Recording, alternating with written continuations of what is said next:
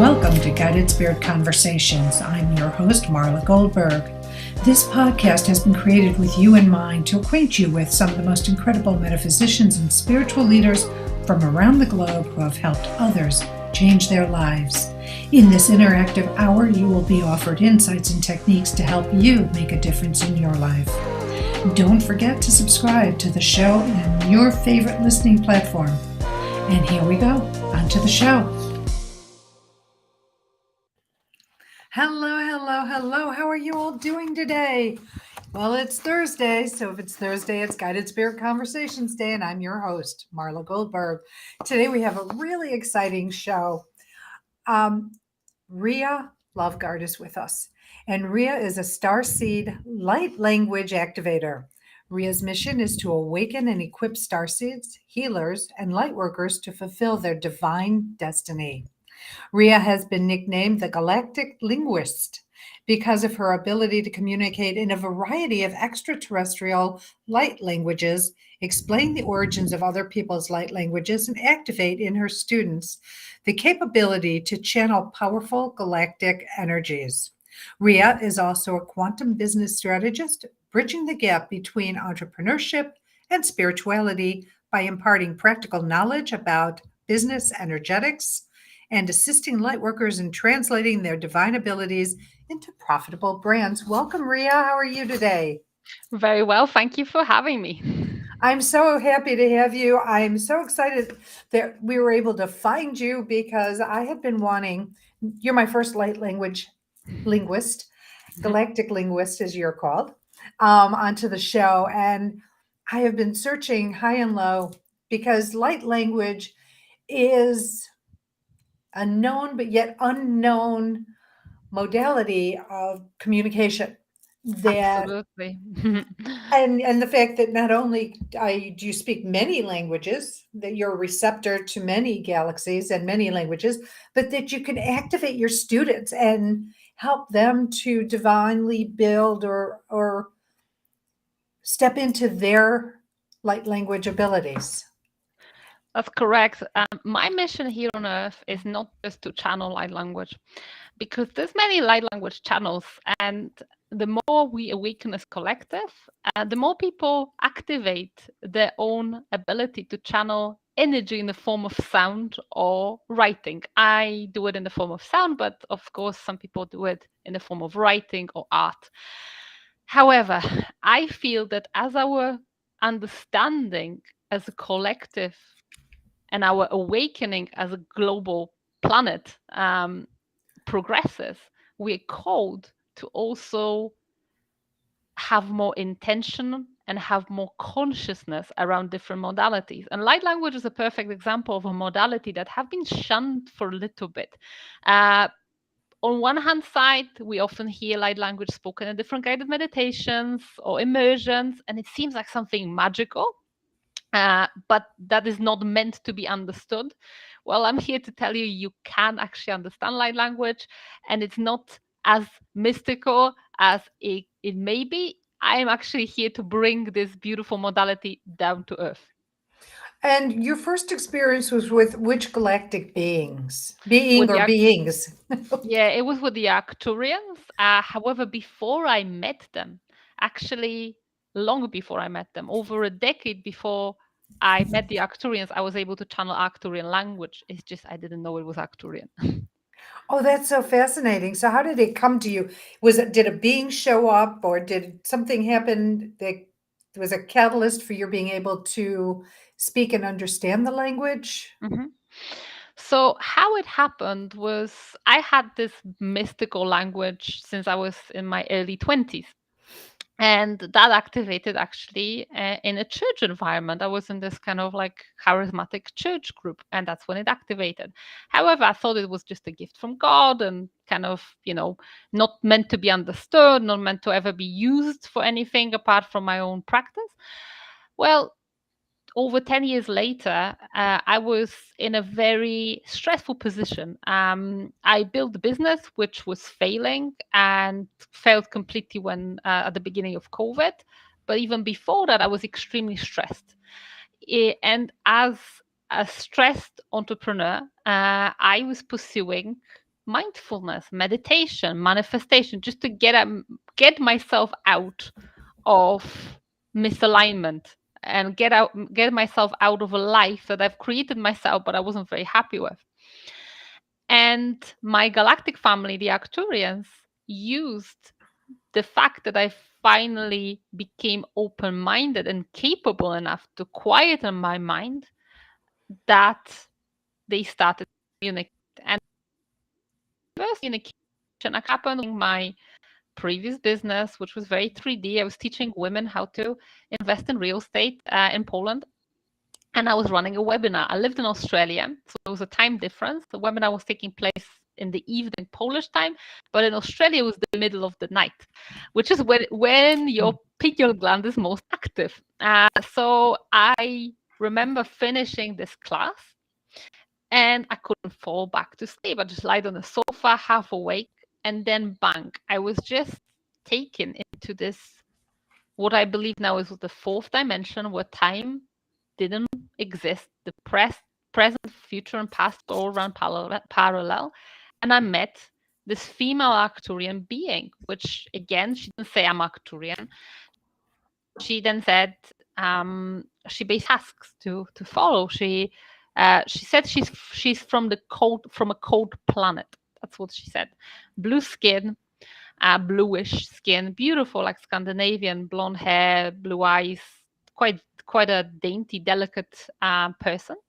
We met in this house almost in the fourth dimension, and she said, follow the blue light, follow the grid, and she gave me a special crystal in the quantum field, which then I found to be Celestine, and she presented herself as Celeste.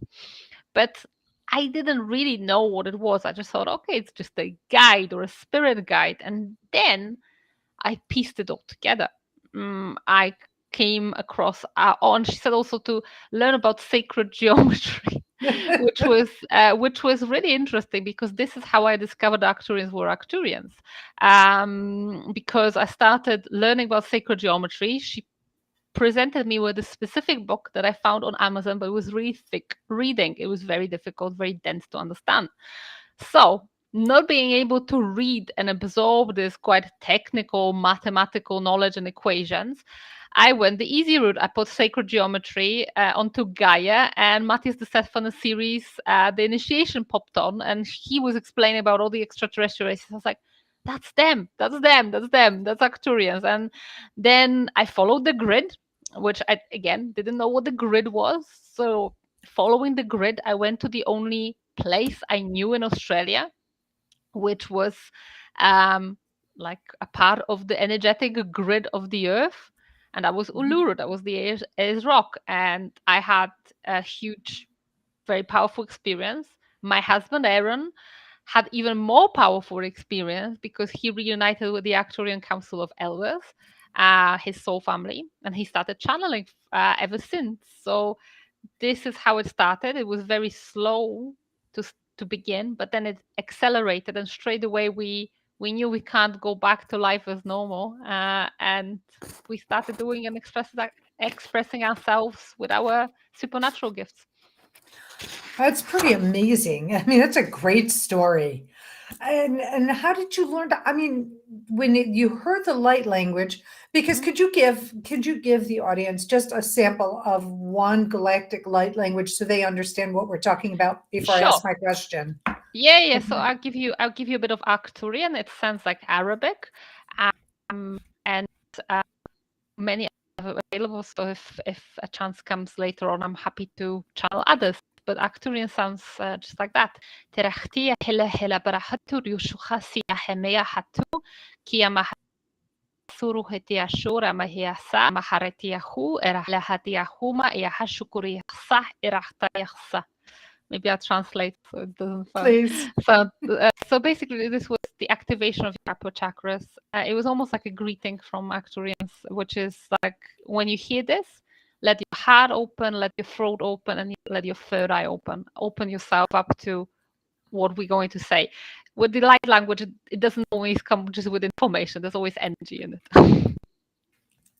Interesting. So now, how did you learn to understand this language? Because, when people learn a second language, it's usually a slow, arduous practice.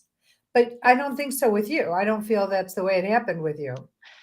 Light languages are not like human languages. I wish I could download human languages, just I do light language because you literally know them.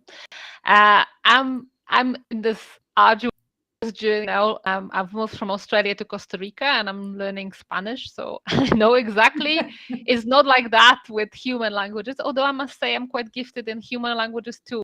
It comes quickly to me. English is not my first language. I'm Polish originally. But with light languages, it's completely different. You get a download of it and you straight away fluent. The reason for it is that this is a language that you saw spoken in one of your previous soul experiences or previous incarnations. And this is why you can't get it wrong. You always get it right. And of course, if you hear two people, let's say, speaking Arcturian, it will sound similar. And I speak from experience because I've activated many of my students in different languages. It doesn't sound quite identical because it's just kind of comes through our human filter. And we just basically, it's not just like language, it's also energy channeled in the form of sound. And it's not always going to be identical. However, the similarities are so striking that it's the same language, the energy is the same.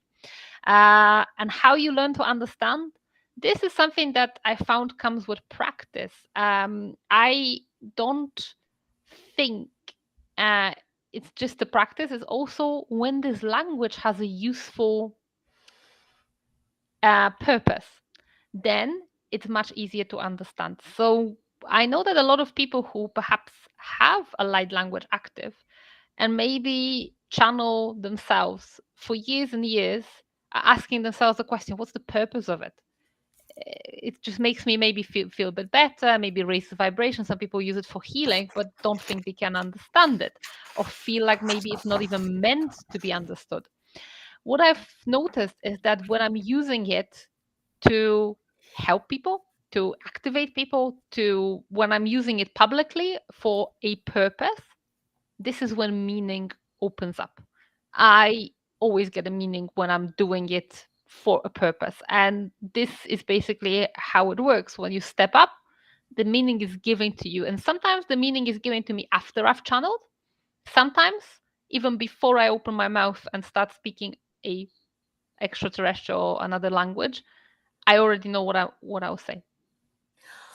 That's so fascinating. How many languages do you speak? I've stopped counting at about 15, but in fact, I can channel any energy in the form of sound. It's not just extraterrestrial energies, it's also energies from Lemuria, from Atlantis, but also I can channel the language of the land. I had a recent experience when I was traveling to Mexico, to Yucatan Peninsula, which was where the late Mayan Empire was based. And as soon, I didn't expect it, I was just sat on an aircraft with like hundreds of other people. And as soon as I came into sight with the land, so I saw the Yucatan Peninsula, which is very flat, Mayan language came through me. And I felt extremely hot all of a sudden. I feel this download of a language and I start making those sounds. And then I see writing that are still like with the X letter starting. And this is pronounced like something like sh or je. And this kind of sound was coming out of me. And I knew this was that language. And it only intensified when I visited all the ancient sites. So I stopped counting languages that I can channel. I can pretty much have this ability to tune into any energy and express it in the form of sound. But some are stronger than others. So the ones that come from my previous incarnations are the ones I feel most comfortable at using and most I use them most often, but I can kind of pretty much channel even the land. I've done it in Australia. I've had another instance where I sat on the rocks in northwestern Australia, and I just started meditating. I sat on these ancient rocks. There was dinosaurs' footprints close by. Wow. That's a very, very powerful place near Broome in Australia. And I just kind of like opened up and I felt this energy coming, which wasn't energy of Gaia, it was the energy of the spirit of the land. And I started channeling the language of the land. And later on, I've been mentored by an Aboriginal elder, and she said that basically I must have tapped into the song line. And this is just how it comes for me. It comes in the form of sound. That's phenomenal. Now you help your clients to Mhm. activate. How do you do that? How can you activate that in somebody else? Very simple. All I do is I bring energies. My own light language was activated in the presence of strong spiritual energy and intention. And this is a recipe for activating light language: strong spiritual energy and intention. So, this is exactly how it works when I activate people. I bring energies of various beings. I intend to activate them, and they intend to activate it. And this is how it happens. Then the only thing else that needs to always happen, which is something that people forget about, is you need to open your mouth, because people think that something will take over, that something will be moving their lips. It doesn't happen like that. It's more like surrender. It's a little bit like, for those of you who may be listening and have had a Kundalini awakening, a Kundalini experience. It's similar, whereas your body almost like starts moving on its own, but it's not like you haven't got control over it. You still do. It's like turning a tap on and off. And it's exactly the same with light language. So you start when that strong spiritual energy, such as the energy of Arcturians or Pleiadians or Lemurians or whatever other race, starts coming through. When you express it, it just kind of starts to flow, because that energy awakens some dormant DNA or some dormant memories of your soul that you've always had within you, but perhaps you've never tapped into. So, light language is not a case of learning, it's always a case of just activating. You already have it in you. It's just a matter of coaxing it out. When I'm activating people, it's more like I'm a midwife trying to coax the baby out, rather than me, you know, giving it to someone. No, you already have it. I love that analogy that you're like a midwife. So how do you know which light language the person you're working with which one's going to come through or which one you're going to activate? Okay, well, I don't decide that. So, my experience shows that usually the first language that activates is the language from your last galactic incarnation before you came to Earth. Or if you're Lemurian or Atlantean descendant, then it may be Lemurian or Atlantean. But if you're a starseed, it will be from your last experience before you came to this planet, because starseeds come here for a mission. They come here to lift the consciousness of the planet, and they have elected to come here. And the first language that usually activates in starseeds is the one from the last galactic lifetime. So you can't activate a language normally. Normally, under normal circumstances, you can't activate a language that you haven't experienced as a soul. So let's say someone comes to me, oh, I want to activate Arcturian. I'm not going to guarantee you that your Arcturian will activate. You may be a Lyran starseed and you activate Lyran. My ability to channel multiple ones comes from a slightly different source. It's not just my soul memory, but it's also the fact that my first soul experience was in the Akashic records. I was one of the Akashic keepers, and as such, I was like this galactic librarian. I had to speak multiple languages, so I remember them all. And this is why this easiness comes from. It's not a normal thing. Normally, people activate the language of their last galactic lifetime. However, I've had many students that activated more than one. How do I know which one is which? Because when I activated them, it happened in a very conscious manner. Most people don't know what they channel, because the language activates sometimes very spontaneously, or they don't know what energy they're coming into contact with. Well, I work in a team with my husband, Aaron Lazar, who's a psychic, and he gets, when I get the sound, he gets all the visuals. So basically, what happened was, when we first connected to the Arcturians, we were seeing he was seeing the Council of Elders. But then, after working with the Arcturians for several months, the Arcturians said to us, in order for you guys to get a more rounded experience, we want you to meet other races. So you go on around different dimensions go and connect to the Syrians, to the Pleiadians, to the Lyrans. So we did. And the experience was always the same.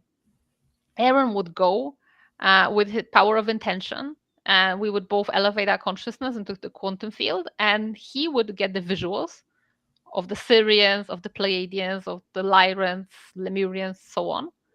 And I would straight away get the language. So I knew which language was activated when. So when I connected to the Syrians, Syrian language got activated.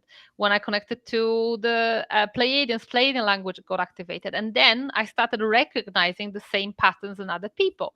And now, obviously, I'm so familiar with all these galactic energies that when I hear someone's light language, I know straight away if it's one of the ones I know. Of course, there is hundreds of different races available, so that means that I don't know every single light language. It's not like, I know 150 light languages. I know maybe 25 that I work with. And there's also one more thing. There's a separate light language, which is the language of your soul and of your higher self. And everybody's got ability to activate that. And this one activates slightly differently because it doesn't have to be triggered by any external entity. It's usually a result of long-standing work, inner work, shadow work. And when you integrate all your shadows or your past incarnations, when you've done all of that, sometimes the language will unlock. And this language unlocked in me after many years. I've already had about 12 different light languages of different races before the language of my higher self activated. And the language of my higher self is my soul's pure expression. And that happened when I've done a lot of work with releasing past life trauma, ancestral trauma, karma, etc., etc. My higher self emerged, and then bang, the language was there the following day without any activation. So I feel like a lot of people who perhaps speak light language may also be channeling the language of their soul, because it's almost like a little reward for doing all the inner work. Interesting. So you said something early on about being a starseed. How does one know if they're a starseed? Or is everyone a starseed? Great question. I think there's great many starseeds on Earth these days. We have come here to raise the consciousness of the planet, and it's not a coincidence. There's different astrological events that lead us into this great awakening. I've heard it referred to as the popcorn effect, where people are popping all around the place, waking up to their multidimensionality. A lot of them are starseeds. Not all of them are starseeds. Some of them are maybe descendants from different ancient civilizations, such as Lemurian Atlantis, or Mayan Empire, or other consciously awakened civilizations that we had on this planet Earth before. However, there are many starseeds. So how does one tell if they're starseed? Well, if your galactic language activates, then surely you are a starseed because it comes from somewhere. But the most surefire way to tell whether you are starseed is to go to the Akashic records and find out your soul history. However, I feel like most people, even without doing all these things like going to the records or activating language, they don't know deep in their heart. There is something in us that yearns for a change. And a lot of starseeds have this kind of weird connection where they, like, even as kids, they remember looking at the stars and feeling that there's something more. Sometimes we've had our galactic guides around us, but maybe disguised as our imaginary friends as children. So there's many ways of telling whether you are a starseed, but to me, what determines a starseed is a mission, a starseed mission, your unique purpose that you're here to do, to fulfill. And it's not so much some kind of badge of honor, oh, I'm a starseed, so I'm an old soul or whatever. No, it's actually what you came here to do. And starseeds, in my and my husband's also experience reading hundreds of starseeds Akashic records, there's always a very specific reason why a starseed comes to Earth. They come to contribute with the unique gifts. They come to contribute with the specialism that they have been really great at whilst living another life in another dimension. So I encourage whoever's listening who may feel, oh, am I a starseed? Am I not a starseed? Well, I would encourage you to explore the connection, call on your galactic family and see what happens, because you will know in your heart. If you're listening to it, you'll know in your heart. So, do you also read the records so that you can help your clients or customers, I don't or read. during classes? No, you don't read. No, I don't read the Akashic records. This is not my specialism. I leave it to my husband, who's the Akashic expert. He spends every day in the Akashic records. Actually, as we're recording this conversation, he's having another client session in the record. And tomorrow we're doing a lot of starseed readings for our spiritual development class, which is called the Quantum Club, where we guide and teach starseeds to discover the mission, to connect to the soul family. So I don't personally read the Akashic records. It's not what I'm here to do. I'm here to activate starseeds. I'll leave Akashic records to Aaron, who's really good at that.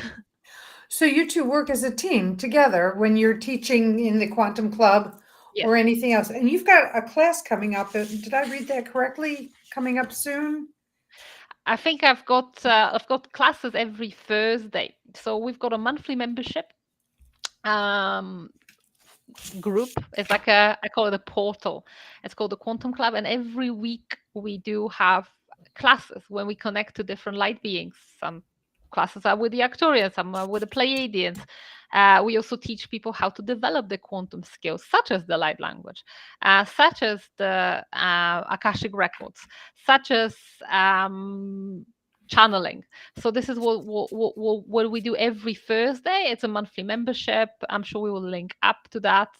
If you're interested in the galactic stuff, this is your place to develop your skills in a safe environment. Because what I find is that sometimes a lot of starseed wake up and they become quite overwhelmed.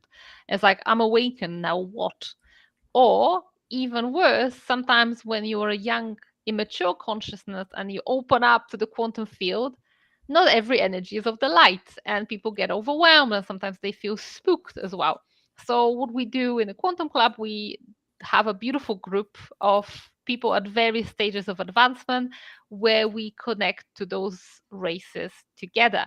And it's in a guided practice, so you can ask your questions, but we also sometimes do like channeled Q&A, so people can just experience those different frequencies without even having to do it all themselves. So this is what we do. So, is there, I mean, okay, so I understand that, but do you also have a way to where they could say, oh, how do I join this? How do I say this? How do I join this club? Like, do I need to be activated first? Is there something you need to do before saying, I'm going to join the Quantum Club? No, just come over. It's for everybody who's got an open mind. It's a paid membership. We've got an offer until the end of April, but I'm not sure when you're listening to it. So when you'll be able to see April more on our 28th. website.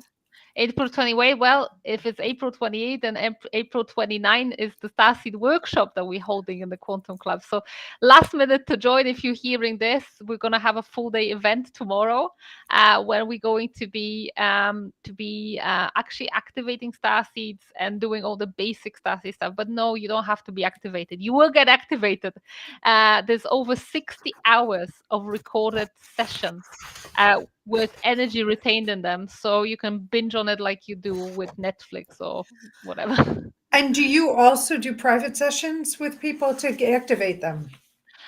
I do private sessions. However, my private sessions are more business oriented. My kind of passion is entrepreneurship. So yes, people can come and activate the soul mission, and if they want me to activate them with a light language or whatever, they can. However, what I often do on my private sessions is just simply I feel into energetics of people's businesses. I help people unblock their income, release ancestral blocks, and also align the business and the expression with their soul mission. So my private sessions are more aimed at light workers, entrepreneurs, and people who want to express themselves through business. If you want an activation and pursuing your galactic gifts, I invite you to the Quantum Club rather than to my private sessions. Thank you for that, because you know what? What's really refreshing is that you're not saying, "Oh no, everybody needs me privately," and then go to the quantum club. You're saying, "No, no, no. I only take you if you need me. I mean, if what you're doing resonates with what I'm doing. Otherwise, go to the quantum club where you have like-minded people in a process." Am I getting that correctly? Yes, and you will get my private support, of course. I am there every single week live. It's not like, very often when people do a membership in the old three-dimensional business paradigm, a membership is something where people just chuck some old content and then, just to refresh it. But no, this is not like that. We're there every single week live. We've got a private support group. I'm very active, and it's a beautiful community. So I invite you to explore it. I invite you, if you feel the resonance, then if that's for you, there's no bonds or ties. We try to keep everything energetically clean, so you can join for a month or stay for a year. It's all up to you. There's no contract. Just come as you are. And this is the essence of fifth dimensional business: is freedom. It's I use the word business. I know some people would use the word maybe practice or mission, etc. I still love business. I'm a business person, I'm an entrepreneur, but the fifth dimensional business template is so different than the third dimensional. There's freedom, there's flow, there's no pushiness. If you want to come on board. If it doesn't resonate, feel free to skip it. I just feel like, everybody will find the soul tribe when they need to find the soul tribe, and people who will resonate with them on the level. And if my offerings resonate with you, come over. If doesn't, just skip. There's other options available there. As I like to say, God bless, go with God, right? And if Yeah. if you need to pass, it's just not resonating. But don't you feel in some capacity that even though somebody may not be the, entrepreneur, maybe they're thinking about something, or they're there's the doubter, right? That doubter archetype, that the judge, the doubter that sits and says, no, no, no, you can't do this or whatever. So they hold back on wanting to pull the plug on doing something, even if it's a lucrative hobby, something like a lucrative hobby, because not everybody can afford to become an entrepreneur full time. But people do have hobbies that can bring them income. So it's more like a hobbypreneur, something like that. I just made that up. Would they be able to, would they fit your business strategist one-on-ones? Yes, yeah, definitely. I've got a lot of clients like that I'm helping them step into actually expressing themselves as they meant to. But I am a deep believer in the fact that you don't have to be a hobbypreneur. That if you have a passion in your heart and a gift for something, and it can be something spiritual, because I'm sure that there's a lot of people who perhaps are gifted as tarot readers or psychics or healers that are listening to us now. Yes. You don't have to do it part-time. This is my message to you. It it is absolutely possible to have a great life and make a good living doing what you truly desire and doing what you're here to do, because I don't believe that it is the best and optimal outcome for you and for people who you're here to serve if you sucking your teeth in a day job and hating it, and then opening up being tired and doing your, let's say, tarot reading or healing. Why couldn't you do it full time? Why couldn't you charge accordingly? Because people sometimes come up with this approach that if I work and I've got my day job, and then what I do is my gift to the world.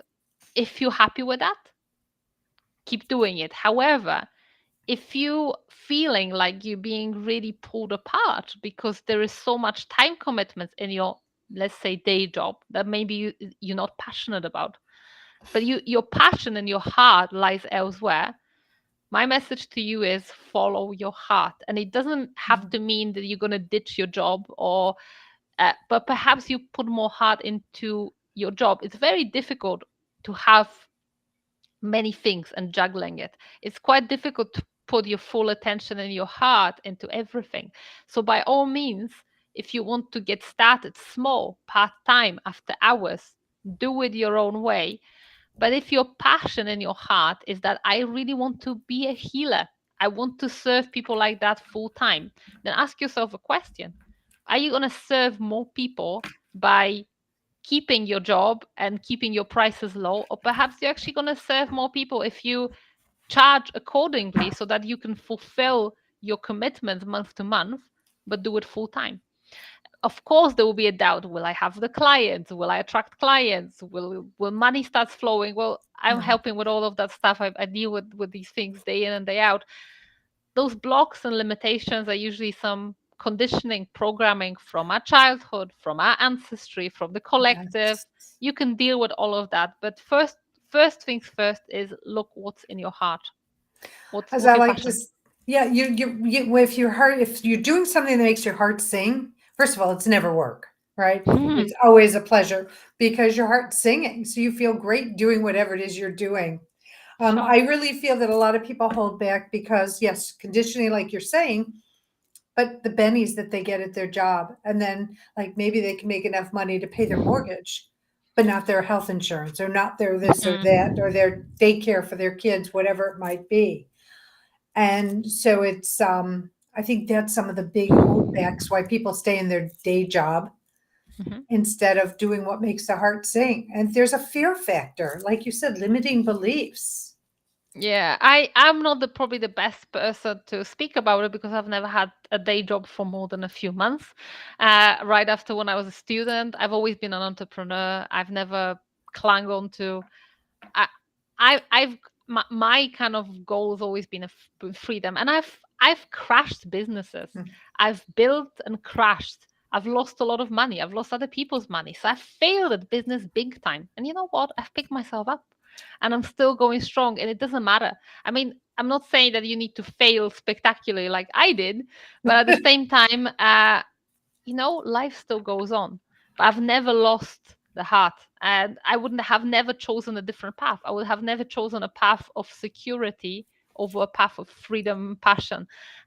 Because even through all these really unstable, difficult, heartbreaking events, what an adventure that was. Every single thing. And if you didn't have the downside, how do you bring that to your clients? Because you now have experience and growth based on those, as you said, phenomenal failures. And I've had it too. I'm a serial entrepreneur as well. My practice now is my fifth and last business because I'm not having another business after this. Um, Never say never. If you're an entrepreneur at heart, maybe an opportunity will arise. You never know. I understand what you're saying, but now the focus right now, I think, is going to be this and stay this. Now, I may bring in new nuances to my business, but I don't think I'm going to all of a sudden, stop and open up a breakfast restaurant. No. You know what I'm saying? I'm not going outside my path anymore. I am here and I am walking and I am focused. But like like there were some amazing successes, but then there's also the other side, duality. You have duality in business as you do in life. Yeah, I feel like we kind of sometimes is what we make those failures mean about us. This is the key, and it's in life and it's in business. What do we make it mean about us? Because if we fail at, let's say, I don't know, we get our heart broken in a relationship, it's Yes. kind of acceptable. Or if we change a job, it's acceptable. But when we do a business, there's this pressure that we have to have it right from the get-go. It has got Oh, to be the right business, etc. And it doesn't have to be. Sometimes trial and error also works until you find something that is actually soul aligned. However, that being said, with the intuitive gifts, with our heightened senses as a collective, we can always tap into our heart frequency and we always know what is right and what is doesn't serve us. And heart frequency really cuts through everything. It cuts through all the problems. It cuts through all the kind of things that may seem a little bit like, should I not? Should I do this? Should I not do this? Heart frequency knows when, for example, a potential client or a potential business partner is not meant for us. Yes. Heart knows. Logic mind would say no, but this client that's going to bring you a lot of money, or this business partner, he's such a genius, he's intelligent, but the heart says stay. So if we just keep in this heart space, we can never go wrong. Heart always finds the straight path. Mind and logic runs in loops, and that's sometimes when Yeah. it adds timelines onto our growth. It's so true. So Ria, where do people find the Quantum Club?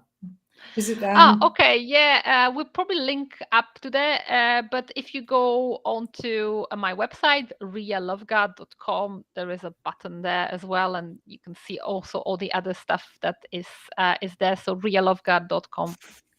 and what is the Architects of Destiny.com? Okay, that's my brand together with my husband. We've got a podcast where we invite New Earth leaders to share their unique gift, be it education, be it financial kind of enlightenment, or whatever else. People who are driven to build what we call the new earth, a better world. A lot of them are starseeds, a lot of them are light workers.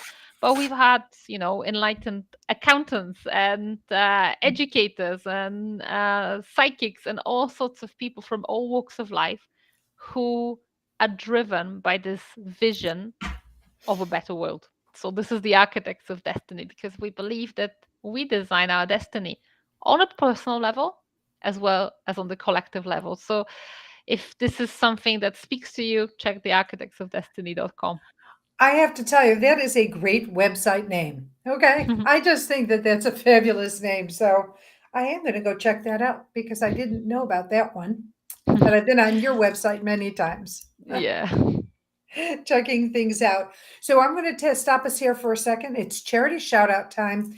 So my listeners know that every week I highlight a charity not for profit that's passionate to my guest, and yours is the Territorio de Zaguetas. It's a Spanish name because it is a charity that helps stray dogs in Costa Rica. And it's a beautiful, beautiful place. It's a dog sanctuary in the mountains in Costa Rica, and they literally give street dogs a second lease on life, where they've got a big finca, like a dairy farm, acres of land, and there's a beautiful documentary, I think, about them on Netflix, or one of the biggest platforms. If you love dogs, consider a donation. It doesn't really cost too much, $10 a month, and you can feed and deworm and kind of vaccinate a dog which and is there, and say, they've got thousands of them. I personally adopted lots of stray animals since I moved to Costa Rica. I've got 7 cats and a stray dog. So I'm doing wow, my own bit, yes, you are. but this kind of, and I feed a lot of dogs locally. There's a big problem with stray dogs in Costa Rica. People are good people here, however dogs just roam very often, Yes, and they've got a lot of freedom, so they come and go and roam, and sometimes the community takes care of them. However, oftentimes the community, like in cities, is different. Here in little villages where I live, everybody knows that's a neighbor's dog. Oh, he can come to my house and have some food or right. whatever. But there's a big problem with street dogs being mistreated on the streets in San Jose and other big cities. So if you can kindly, donate to Territorio de Zaguetas, I'll be very grateful. So the website to check out is Territorio de Zaguatas, Mhm. TerritorioDezaguates.com. Yeah, if you And put street dogs Costa Rica, you'll probably find the website too. that's easier. Thank you. No, but well, and I agree. There's so many countries where the dogs are so mistreated. When I go to Bali, Mhm. I always buy dog treats so that I could give them to the dogs on the street So especially if they look really skinny and scraggly, and it's like, oh, my heart just breaks. I do the same. Whenever I go Mhm. anywhere on holiday, one of my first stops is the local supermarket and buy bags of dog food. And then whenever I go to the beach or whatever, there's always some little friends that actually are always around. And one thing that happened since I channel light language as well is there's specific light languages such as Andromedan that are very, very well designed for healing animals. So very often now what happens is I can be like a few weeks ago, I was outside a notary public office, we were buying a car in the capital in San Jose, and the stray dog just comes to me and I can't take her with me. Maybe she's even someone's dog, but what I have done is she came for healing. I gave her whatever. She didn't even want food. I had some treats, but she wasn't interested. But she had this tumor, so she just comes for healing. Same thing happened a few weeks ago. I'm just outside a supermarket, and this kind of dog, which again, I don't know if it's a stray or if it's someone's dog in Costa Rica, I never know, just comes Right. for healing. So, I think we can all do our bits to help. And there's a lot less to do in opulent Western countries because there is no stray dogs anymore. But in less developed countries, the problem is still prevalent. Not many people castrate them or sterilize them, so they just breed, and sometimes they breed in the Right. streets. So yeah, just raising awareness here for all of you animal lovers. I'm sure you will resonate. I think so. I absolutely think so. And I personally, I know we're digressing from you, but I just don't understand how people can be abusive to animals that are relying on them to take care of them. It breaks my heart each and every time. I mean, I live on water and I feed the ducks because there are two black ducks and they can't fly. And so I Oh, want to bless. make sure the black ducks are have their nutrition. And the mallards joined, and I don't discriminate. Oh, I'm the same. I've got a whole zoo here in Costa Rica. I've got, this an anteater or like a armadillo coming, and this like possums and all sorts of things, lots of birds. It's just since I come here, I'm like Dr. Dolittle with all these kind of animals, and if we were to link it to what we're talking about, the star seeds, etc. If you Yes. listen to it and you feel like I'm like that, I also like feed stray animals. There's chances you may have had some connection with Andromedans because they're like that. So That I must be encourage me you. because I so resonate with the animals and I have such compassion for them. Yeah, well, you may have had some Andromedan roots. Andromedans are this beautiful race of beings that are very sustainable. They live in total harmony with the planet, the elementals. They can Mm, control the weather system, very advanced, but also very eco. And I haven't ever been an Andromedan. However, they came to me and give me their language and their energy. So because very often I saw like, I don't know, a bird with a missing leg or some kind of wild animal that's suffering.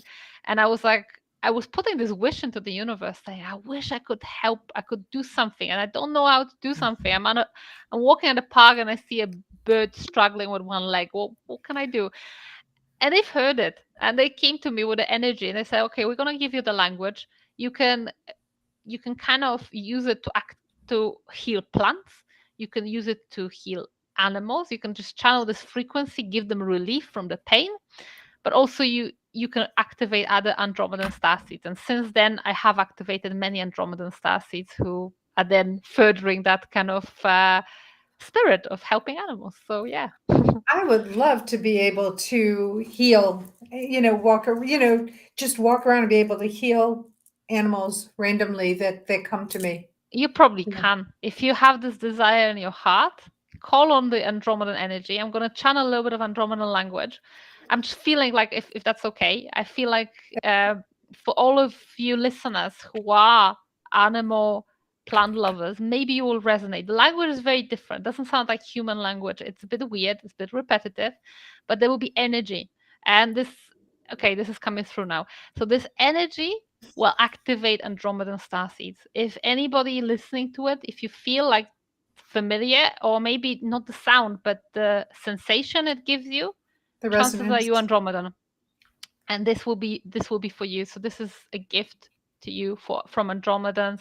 So they maybe activate some healing abilities with you, and every person who's really inclined to support this planet in a sustainable way to make it a better place so we don't destroy it.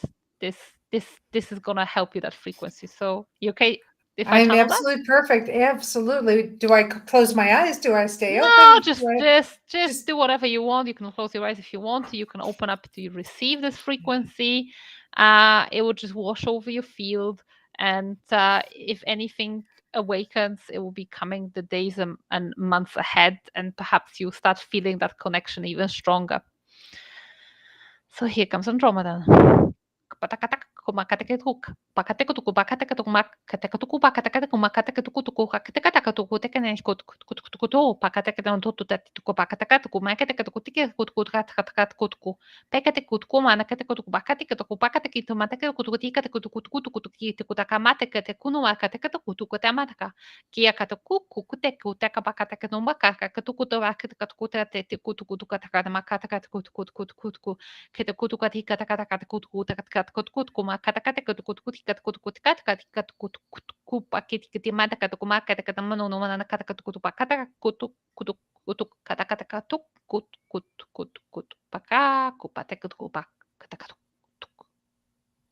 Done. wow. I have to tell you, my feeling, what washed over me is my heart just got, I mean, there was like this glow or warmth in my heart, but I started to tear up and You're probably tears Andromeda then. started welling in my eyes. It was just like, oh my God, it was phenomenal. If it makes you feel quite emotional, or like the energy is overwhelming, it's probably there's some connection there. So, and the fact that you're an animal lover, that tells me a story. But you'll have to go to the Akashic records and check. I think I'm going to have to do that. I think I'm going to have to reach out to Aaron and Yeah, I feel like there may be something there. Of course, without, but yeah, I feel that. we will find out.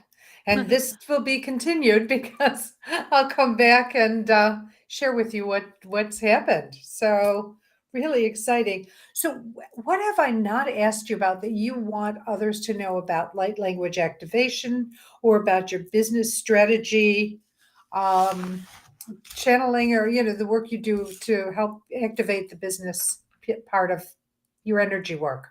Hang on a second. I feel like we've covered quite a lot, but um, I just want to wrap up, if possible, by sharing uh, with anybody who's maybe listening to it and feeling that something is resonating, something is stirring up within me.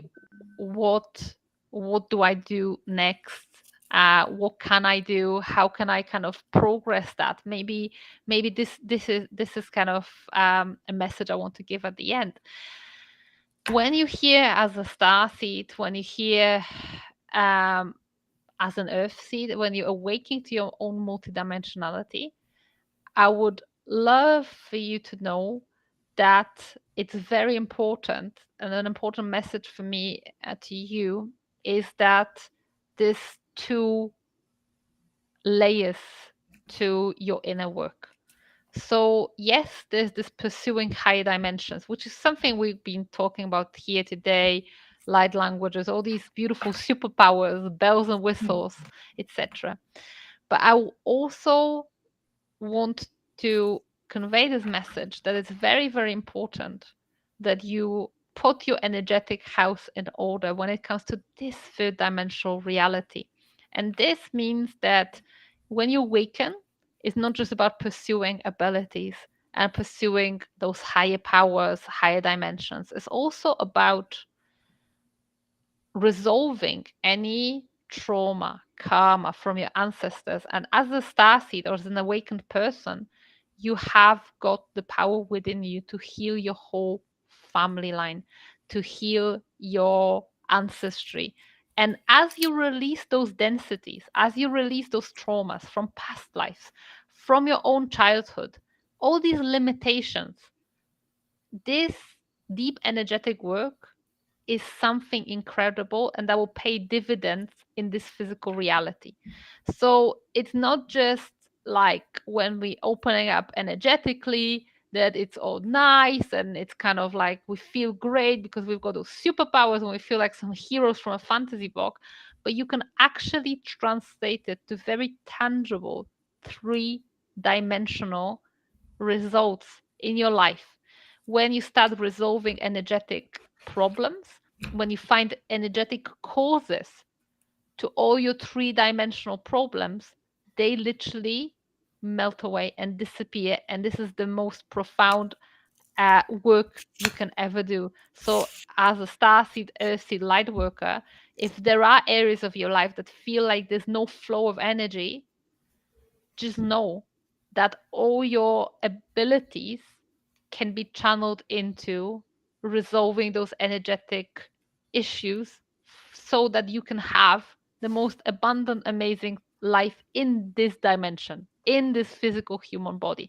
So, my message to like wrap it up is don't forget that you still deserve to have the best life in this dimension. I so agree, and this is so necessary, not just for light workers and star seeds, and for healers and those metaphysical people, but I truly feel that if anybody can learn how to find those blocks, find those wounds, and resolve them, not only does it make this life better, which they're divinely meant to live. I totally agree, but future incarnations, which you will be having. Hopefully, you'll be able to resolve so you don't have to deal with them in future. You can Yeah. deal with new karmic issues that you can clean up, but all of this stuff can stay behind and stay buried. Absolutely. And also when it comes to ancestral issues, because there's very often very many ancestral patterns in our Oh, field that have been created by some energetic events. If you do the yes. work, this is the best inheritance you can give to your children as well. The energetic inheritance, because they will not have the same issues repeating. So yeah, that's something to mention right at the right at the end. And is that you or is that Aaron or both of you that help people Both with of that? us, both of us. This is what we coach people to do. We teach about it. It's in fact, this is probably the biggest mission we've got. This is something that Arcturians have revealed to me last year. That because I was very comfortable serving star seeds, going into my own fifth dimensional bubble with all the awakened people activating their light languages, and the Arcturians said, you need to go to people who are awakening, not to the ones who are awakened. And you need to help them shed those densities and shed this trauma. So if you follow a little bit of my social media or whatever, you will see that a lot of the messages I'm trying to convey is how to make this three-dimensional life better, how to resolve trauma, karma, and all of that. I'm probably specializing more in the ancestral stuff. Aaron is more Akashic and past life, although he does ancestral healing too. But everything we do is actually centered around this, shedding those densities, because we have gone through our own deep healing, through our own dark night of the soul, and we've come out the other end. And of course, the work never ends. There's Right. always more layers. But goodness me, if you're gonna do one thing, is not to activate your light language. It's not to activate your starseed origins or whatever. It's just actually this work of releasing this unglamorous shadow work, some people call it, that will bring you the biggest breakthroughs and biggest shifts in this three-dimensional life. I love that. Thank you. And Ria, thank you so much for taking the time to be on the show and sharing this amazing information and insight into what you do at Love Language, removing, working on karmics, clearing and just making your life better. How fabulous for that. Thank you so much. Please, everyone, check out Riya. And Riya is RIYA Loveguard.com. Check her out, see how she can work with you. Check out the Quantum Club on her website. That if it resonates, check it out. Maybe you can just sort of like have an experience and see if this resonates further with you so you can move down the line and hopefully make this life in this current embodiment the way you're divinely meant to live, the way you want to have a life, and for the future incarnation. So, Riya, thank you so much. I'm so grateful for you and all you've shared. And I'm overwhelmed by my joy in having you with us today. So, thank you. I Thank you want so to thank much. my pleasure. Bridget, thank you so much for all you do for me day in, day out, right hand, left hand. Don't know what I'd do without you. I say this every week. I don't say it enough. I could say it every day, still not enough. Thank you, thank you, thank you. I want to thank you, the listening audience, for taking time out of your day, out of your life to participate in this podcast. And please, if you have any questions that you would like to have answered by Riya or myself, you can check out Riya's website again, RiyaLoveguard.com. There's a contact page on it, correct, Riya? Where they can Not write to you. yet. I need to add it. I guess it's Probably going to there will be be. added. So you can, or did you have an email that you want to put out there so Probably people can ask questions? the best thing to do is to contact me on any of the social media platforms. All the mailboxes are. I don't tend to It'll give be my. on, the links will be Yes. on. So Yeah. you could find all the websites on Facebook and Instagram, Mhm. etc. for Riya. So you can ask her the questions you might have about love language or business strategy, both, or how to find out where you're blocked, and she can help you with that as well. Sure. Prayers still to the people of Ukraine, the people who are fighting the war, the people, the volunteers that are fighting the war, the countries that are taking in the people from Ukraine, like Poland and the neighboring countries, Moldova and Romania, etc. Prayers to them as well, so that they receive all they need to help the people without depleting their resources for uh, their own population. And I know this might be a hard ask, but let's all send love and healing to Vladimir Putin, because anybody who can do such heinous crimes is really devoid of love. So let's send love in that direction. And until next week, as always, I send you love, blessings, and gratitude. Know how grateful I am that you're in my life. Know that you are loved. You are never alone. And I think Riya will also agree with this. Ask for your guidance, ask for help. If you need something, reach out and ask for it, because a lot of them don't have free will. So if most of the people, those beings on the other side, do not have free will. So you need to ask for what you need, want, desire. Do you agree, Riya? Definitely ask whatever you want. Vocalize your intention Yes, and watch the reality change. exactly. So until next week, stay well.